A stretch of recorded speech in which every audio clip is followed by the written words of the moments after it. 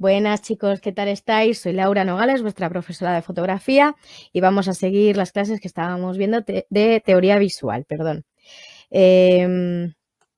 Dejamos el PDF 23 a medias y vamos a seguir con el equilibrio de masas, ¿vale?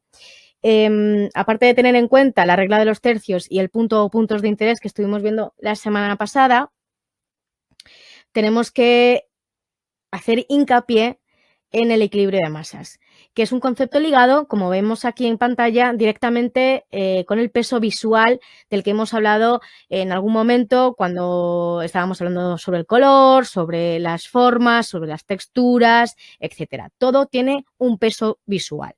Sé que es un concepto un poco difícil de entender, pero eso se entrena a base de hacer fotografías, por ejemplo, en cuanto a repeticiones, pero no hacer la misma foto todo el rato, sino coger el elemento que escojamos y posicionarlo en diferentes sitios del encuadre. En la esquina superior, en la esquina inferior, en el centro, más cerca, más lejos, con desenfoques, de todas las maneras posibles, ¿vale? Entonces, así vamos a ir poco a poco entrenando la mirada para este tema. En fotografía, el concepto de equilibrio hace referencia al peso que se atribuye a cada uno de los elementos que integran la imagen y a la forma de distribuirlos en el formato. Ello significa que cada elemento, por modesto que sea, eso ya lo sabéis perfectamente, que por muy pequeño que sea algo que situemos dentro del encuadre, puede cambiarnos totalmente el peso visual de esa imagen y, por supuesto, el significado también de esa imagen. En composición son habituales los términos masa y peso, pero no son iguales. La masa se refiere a la mancha, es decir, el color o el tono que ocupa un determinado elemento dentro del formato, y el peso hace referencia a la importancia que tiene esa mancha, ese color o ese tono. Es decir, cuanto más oscura sea, más pesará dentro de la composición, ¿vale? Pesará más per se y, por supuesto, que influirá más en ese peso o menos en ese peso también en la posición donde lo situemos. Todo influye, ¿vale? Si vemos estos esquemas, los cogí de unos libros de fotografía muy interesantes, entonces tenéis que abstraeros un poquito porque es muy fácil de entender, aunque sé que puede ser más difícil de aplicar, pero es muy fácil de entender, con lo cual seguramente cuando memoricéis esto y lo pongáis al servicio de vuestras fotografías, seguramente que hallaréis el modo de ponerlo en práctica, ¿vale? Si vemos abajo en este esquema, vemos tres grupos. En el primer grupo vemos dos globos, uno negro y otro azul, y vemos un triangulito que sería, digamos, la balanza, el equilibrio, donde debería de estar situado, ¿vale? La balanza, si las dos cosas pesan igual, estarían en el centro, pero en este caso hay una que pesa más. Es decir, tenemos que tener en mente, por ejemplo, una grúa. Una grúa, ¿qué es lo que tiene? Tiene un contrapeso para que todo aquello que pueda coger no haga que la grúa se venza o lo que sea. Y normalmente el brazo de la grúa suele ser bastante largo, pero la zona del contrapeso suele ser pequeñita, suele ser más acortada, pero tiene pues no sé realmente qué tiene, si tiene cemento o qué es lo que tiene, pero tiene algo muy, muy, muy, muy pesado que contrarresta todo aquello que pueda coger. Entonces esto es parecido.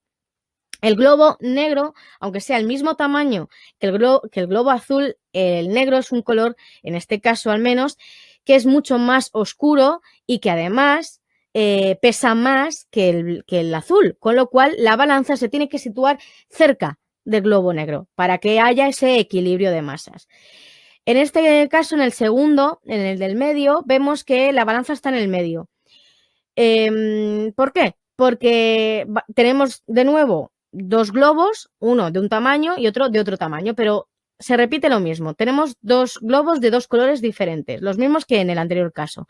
En este caso, el globo que tiene un color que pesa más es más pequeñito, entonces se contrarresta con el globo más grande que tiene un color más claro, con lo cual se compensa y se equilibra. El caso de la derecha es lo mismo que el de la izquierda, solamente que en vez de tener dos globos del mismo tamaño pero de diferente color, tenemos dos globos del mismo color pero de diferente tamaño. Con lo cual la balanza en este caso se va a ir a por el globo más grande, porque no hay un globo que sea más oscuro, sino que se va a ir por el globo que es más grande. Esa va a ser la zona de contrapeso. Por supuesto, todas estas representaciones se hacen de forma algo intuitiva, ya que no existen métodos científicos para interpretar de manera objetiva el peso de cada una de las masas o manchas. Por eso os digo que esto es cuestión de entrenar el ojo, hacer fotos, prueba-error, como siempre digo. En este esquema se ve súper bien también este equilibrio de masas. Las imágenes que están en la parte superior son las que están desequilibradas y las que están en la parte inferior son las que están equilibradas. Si los analizamos brevemente, vemos que en ambas sucede cosas parecidas, solamente que la situación y el tamaño de los elementos difiere para que se compensen unos pesos con respecto a otros, ¿vale?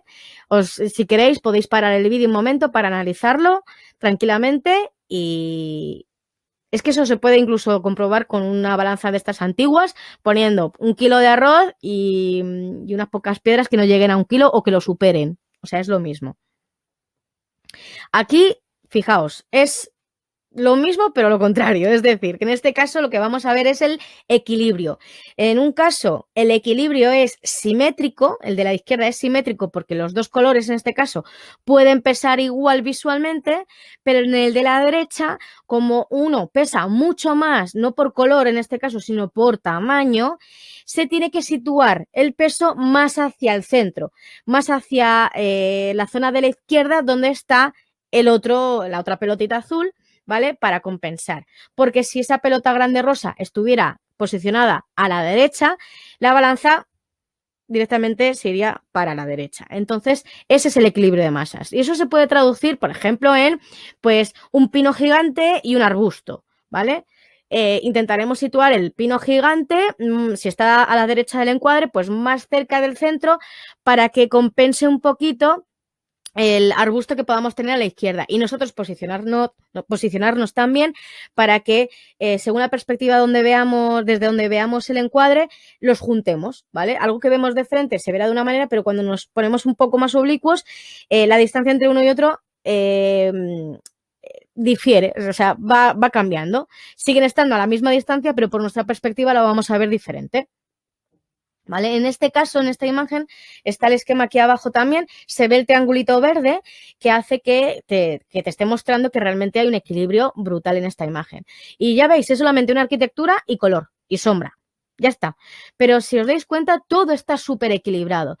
Leeros un momentito el texto que pongo a la derecha, si queréis pausar el vídeo.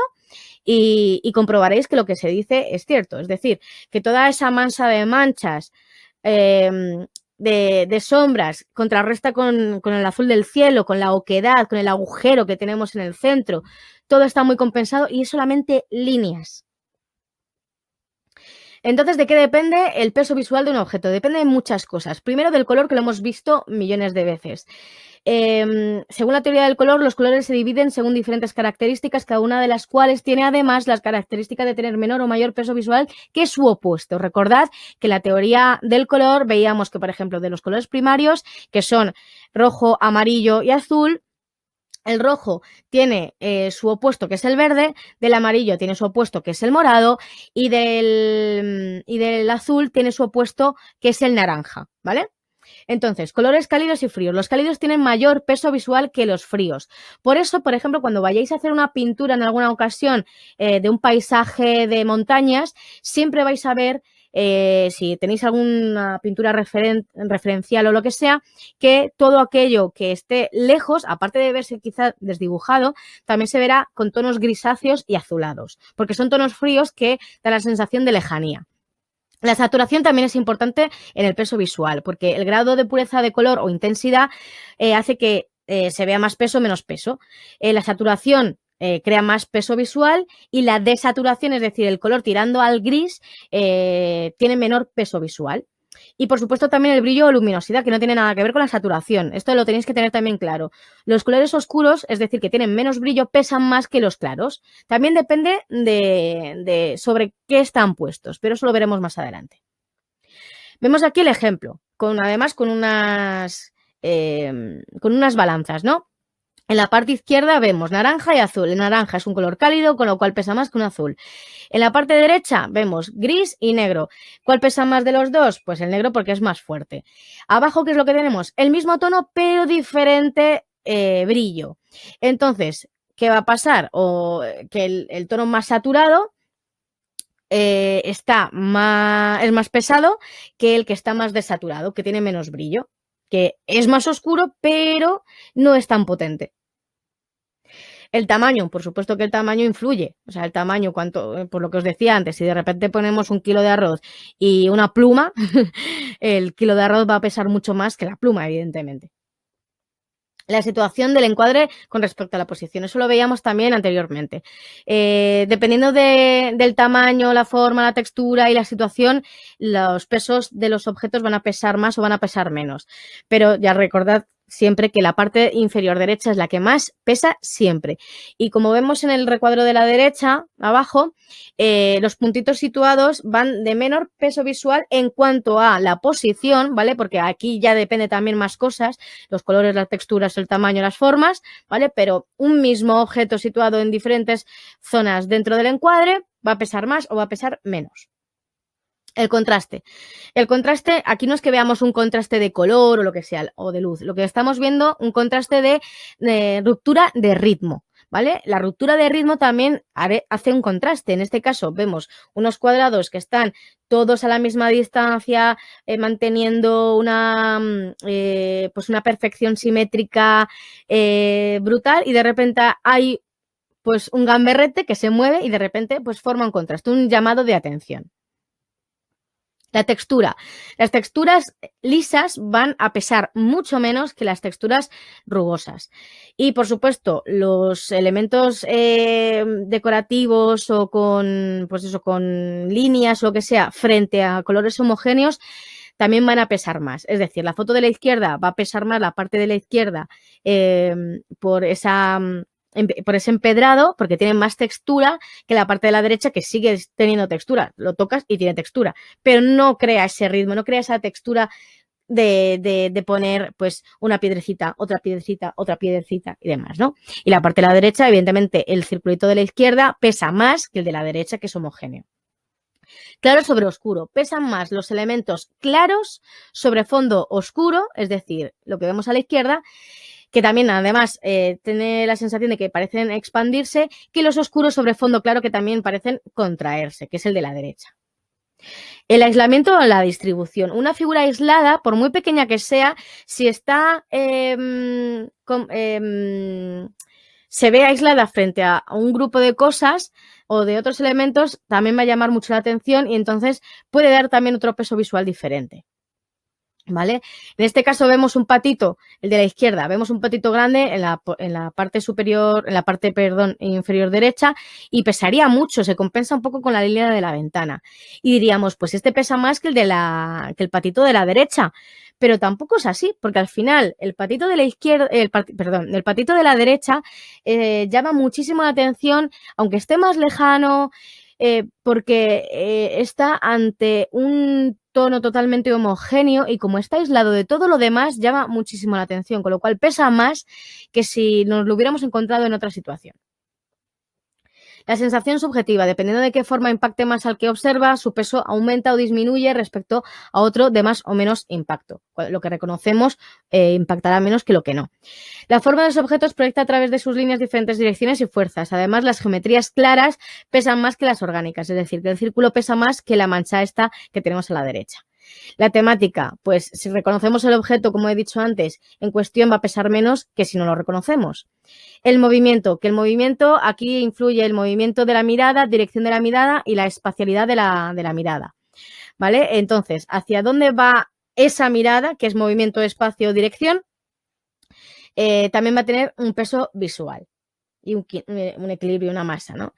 Y para finalizar el tema, tenemos que hacer referencia en cuanto al equilibrio de masas con las composiciones simétricas y asimétricas. Hay que visualizarlas, entenderlas y comprenderlas, ¿vale? Tenemos que pensar siempre en una balanza. De hecho, se ve aquí, ¿vale? Las composiciones estáticas o simétricas son muy fáciles de equilibrar porque vamos a posicionar los mismos elementos a ambos lados, con lo cual no vamos a tener ningún tipo de problemática. Pero si queremos equilibrar las masas de un lado y de otro cuando tenemos una composición asimétrica, pues aunque aportamos dinamicidad, que eso es muy interesante, tenemos que intentar equilibrar todos esos elementos con nuestra posición a la hora de hacer la fotografía, con la posición de los elementos que vayamos a disponer para hacer digamos, el bodegón, que en este caso es un bodegón, los vamos a posicionar de tal manera para que equilibren y pues eso, el tamaño, la textura y demás. En ambos casos, los dos bodegones, si os dais cuenta, uno está más cerca, otro está más lejos, otro está más casi a la altura del bodegón, otro está más desde arriba, pero los dos están equilibrados. Y, por supuesto, las composiciones desequilibradas, pues no hay tu tía, están desequilibradas. De hecho, si os dais cuenta, si intentáis abstraeros del texto que pone imagen desequilibrada e imagen equilibrada que veis aquí, ¿vale? Os lo voy a señalar. Si lo intentáis borrar con la mente, vais a ver que la fotografía de la izquierda, aunque sea prácticamente igual que la de la derecha, pesa muchísimo más y parece que se cae. O sea, hay algo que parece que coge la esquina inferior derecha y hace clac, clac, clac, clac para abajo, ¿no? En cambio, la fotografía de la derecha tenemos el mismo elemento en un tamaño mucho menor al fondo a la izquierda. Y sí, es muy pequeño, pero si os acordáis de los puntos de interés, cuando eran varios puntos de interés que había que poner en diagonal, si los veis, realmente hace un equilibrio, porque compensa el peso que tiene el de la derecha. Si esa misma silla la posicionamos a la altura de donde está el final de las patas, es decir, si lo situáramos por aquí, como vemos con el cursor que estoy señalando, aquí ya sí que tendríamos un problema y volvería a haber desequilibrio. Pero al estar ahí, lo concebimos como una perspectiva, un punto de fuga que hace que se cree un hilo conductor, un hilo imaginario entre una cosa y otra, que veamos esa diagonal como una perspectiva realista y que nos equilibra porque tiende a ir hacia arriba, hacia la esquina superior izquierda, con lo cual no hace que se caiga tanto hacia la derecha. Y nada, hasta aquí el tema de hoy. Espero que os haya gustado, que os haya parecido interesante, que hayáis aprendido y nada, seguid haciendo foticos con estos temas y los anteriores y el próximo día nos vemos con más y mejor. Venga, hasta luego, chicos. ¡Chao!